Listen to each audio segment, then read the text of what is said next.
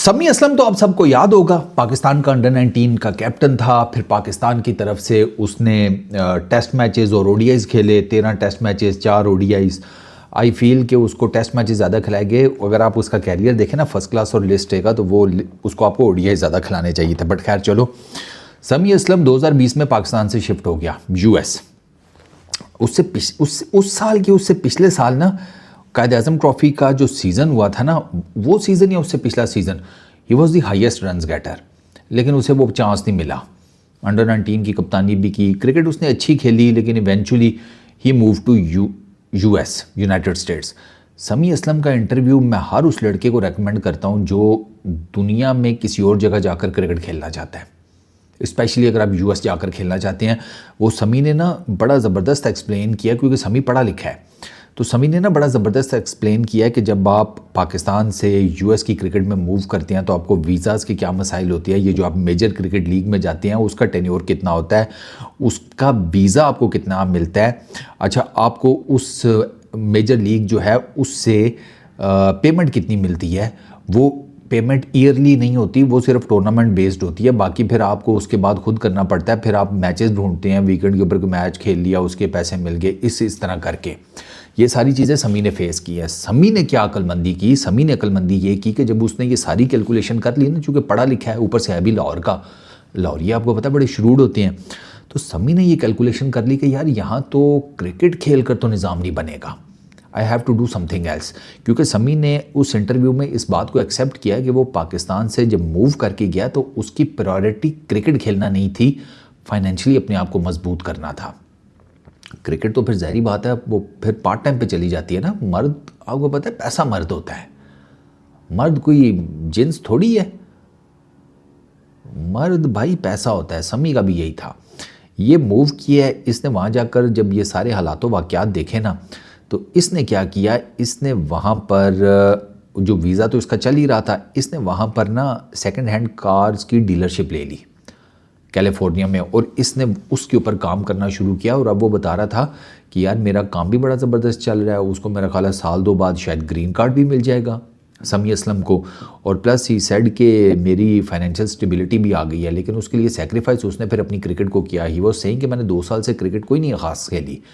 तो अब वो ये प्लान कर रहा था, कहता कि सर्दियों में वहाँ पर ना काम ज़रा ठंडा हो जाता है, तो इस साइड कि मैं सर्दियों में पाकिस्तान आ जाता हूँ और यहाँ पर आकर मैं अब सोच रहा हूँ कि मुझे कुछ टीम्स की तरफ से डोमेस्टिक में ऑफ़र थी, तो इस साइड के मैं ये सोच रहा हूँ कि आकर अपने आप को अप एंड रनिंग करूँ और दोबारा से ना फर्स्ट क्लास क्रिकेट जो है वो खेलनी शुरू करूँ। समी is 30 years old by the way, ठीक है। इसने जो पाकिस्तान के लिए डेब्यू किया था ना, समी ने वो किया था 2015 में। इसका टेस्ट मैच डेब्यू हुआ था 2015 में ही, इसका हुआ था डेब्यू ओडीआई क्रिकेट का पाकिस्तान के लिए। और 2012 में समी ने अपना फर्स्ट क्लास डेब्यू किया था। 2012 में इसका लिस्टेड डेब्यू हुआ था और 2012 में ही इसने T20 जो पाकिस्तान की डोमेस्टिक क्रिकेट में T20 के चल रहे होते हैं उसमें अपना डेब्यू किया था।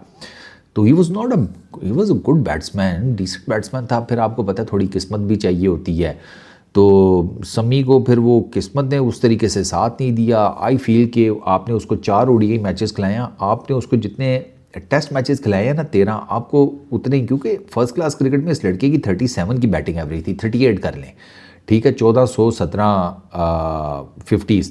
But on the other hand 80 innings ना इसकी लिस्ट है में पाकिस्तान में, उसमें इसके 37-28 रन थे, 49 की बैटिंग एवरेज थी इसकी। और इसने 1187 का strike rate by the way, 1123 50s।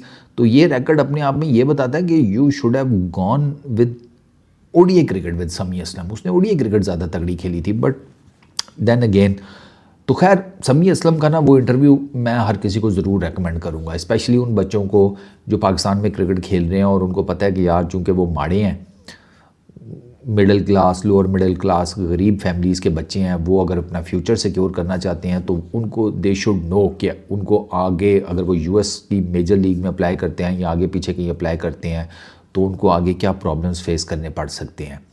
क्योंकि यार चौधरी यहाँ तो ना जो साफ सी बात है, चांस जो है वो उसी को मिलता है जिसकी कोई जुगाड़ फिट होती है, जिसने या तो सोशल मीडिया के ऊपर अपनी तगड़ी पीआर बनाई होती है या किसी का चाचा मामा ताया फॉर्मर क्रिकेटर हो, ससुर फॉर्मर क्रिकेटर हो, कोई इस तरह की जुगाड़ हो, वो लग जाए, चांस उन्हीं को मिलता है। गरीब के बच्चे को पाकिस्तान की क्रिकेट में सिर्फ बांस ही मिलता है। ये बड़ा अनफॉर्चुनेट है, बड़ा रेयर होता है कि आपको चांस मिल जाए पाकिस्तान की क्रिकेट में या आप हाईलाइट हो जाएं। अब थोड़ा सा ज़रा फ़ायदा ये हुआ है सोशल मीडिया की वजह से कि लोग जब वीडियोस देखते हैं ना किसी की, तो वो कहते हैं कि ओ ये क्यों नहीं खेल रहा भाई। अब वो लोग सोशल मीडिया पे ज़रा प्रेशर बनाना शुरू हो गए हैं। लेकिन सोशल मीडिया की भी जो पीआर है ना, वो हाईजैक कर ली जाती है, वो सबको बड़े अच्छे तरीके से पता है।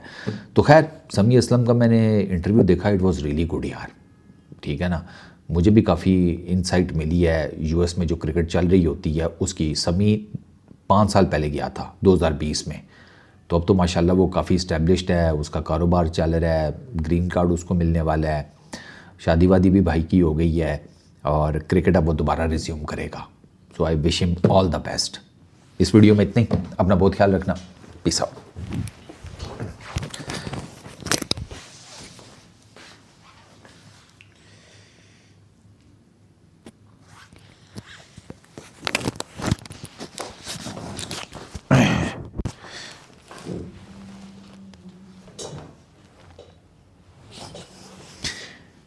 इनफैक्ट मैं अपनी इस वीडियो के मीडियम से समी असलम से ये स्पेशल रिक्वेस्ट करूँगा कि यार समी भाई, आपका जो सोशल मीडिया है, फेसबुक हो गया आपका, या आपका अगर आप एक यूट्यूब चैनल बना लो या कोई भी आपको मीडियम मिले, उसके थ्रू ना आप पाकिस्तान के जो बच्चे हैं ना उनको एजुकेट ज़रूर कीजिएगा पाकिस्तान की डोमेस्टिक क्रिकेट के बारे में, प्लस जो यूएस की क्रिकेट है उसमें कैसे अप्लाई किया जा सकता है, उसमें क्या चैलेंजेस होते हैं, आपको उन चैलेंजेस को कैसे फेस करना है, क्या सलूशन होते हैं, क्या जुगाड़ लगती है। मतलब अब आप तो निटी ग्रिटीज़ टेक्निकलिटीज़ वो सब कुछ समझ चुके हैं ना। तो अगर आप पाकिस्तान के यंग बच्चों को उस बारे में टीच करेंगे, एजुकेट करेंगे, तो यार गरीब बच्चों का ज़रा भला हो जाएगा, आपको दुआएं मिलेंगी, आपकी नेकियों में इजाफा होगा, क्योंकि अल्टीमेटली तो वो मैटर करता है ना।